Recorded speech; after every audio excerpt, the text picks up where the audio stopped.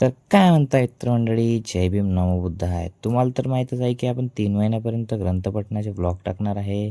तर आपल्या ग्रंथपठणाच्या ब्लॉगचा दिवस आहे 61वा. तर मित्रमंडळी, काही न वेळ गमावता वळूया आपण आपल्या टॉपिककडे.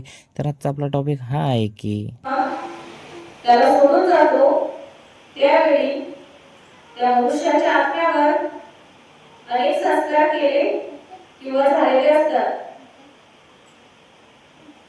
आणि या संस्कारामुळे पुढील जन्मी त्या मनुष्याला कोणते अधिकार मिळणार हे ठरते.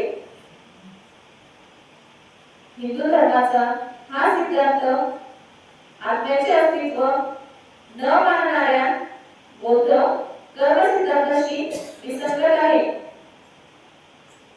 वरील कारणास्तव बौद्ध कर्म सिद्धांत आणि हिंदू कर्म सिद्धांत हे एकच असू शकत नाही.